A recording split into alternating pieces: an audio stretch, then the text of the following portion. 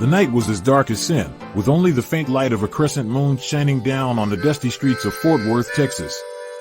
The year was 1875, and the saloons in town were as segregated as the day was long.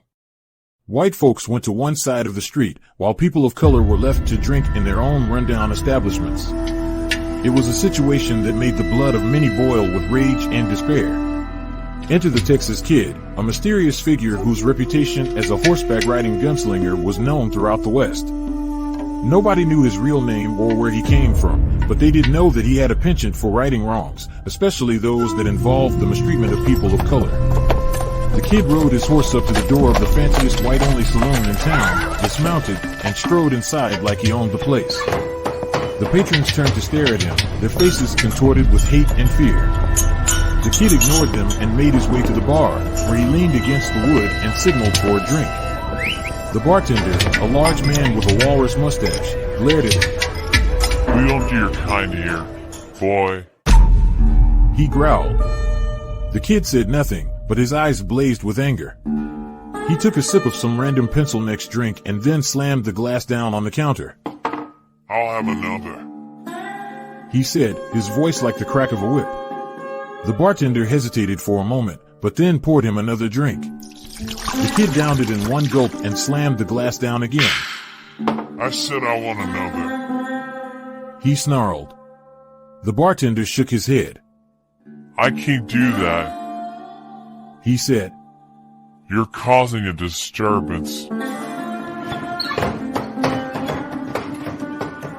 The kid exited the establishment with a sorry demeanor as if he had just lost his best friend.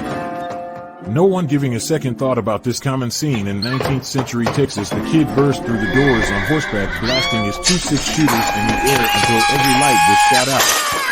The room erupted in chaos as people scrambled for cover, but the kid was nowhere to be found. He had vanished into the night, leaving only the sound of his horse's hooves echoing in the distance. The legend of the Texas Kid and his horseback riding exploits in the segregated saloons of the West would live on for generations to come, a testament to the power of one man's determination to stand up for what is right, no matter the cost.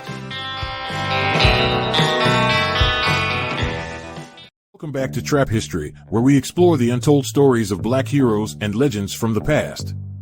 Today, we're going to talk about a man who defied all odds and expectations, John B. Hayes, aka the Texas Kid. Most people don't realize that there were many black cowboys in the Wild West. 1 in every 4 cowboys were black, and the Texas Kid was one of the most legendary.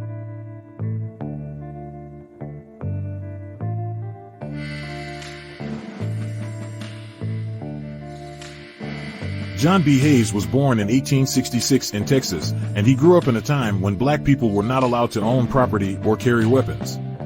But he didn't let that stop him. He became a cowboy and quickly gained a reputation for his skills with a gun and his courage on the open range. Hayes was a man who always stood up for what he believed in. When he saw injustice, he acted. He wasn't afraid to stand up to crooked lawmen, and he became known for his quick trigger finger. In fact, at one point, he became so notorious that he was wanted by the law. But he didn't let that stop him.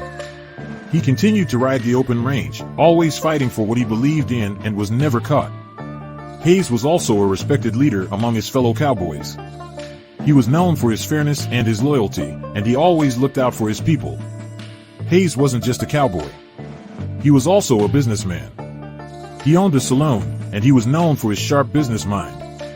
Also a skilled gambler, and was known to win big at the poker table. And get this, he was also an accomplished musician, playing both the guitar and the harmonica. John B. Hayes lived an epic life, full of adventure and danger. He was a cowboy, a businessman, and a leader. But most importantly, he was a hero. He stood up for what he believed in, and he always fought for justice. As the Texas Kid once said, the only way to deal with fear is to face it head on. And that's exactly what he did. Thanks for watching Trap History Channel, and don't forget to like and subscribe for more dope black history content.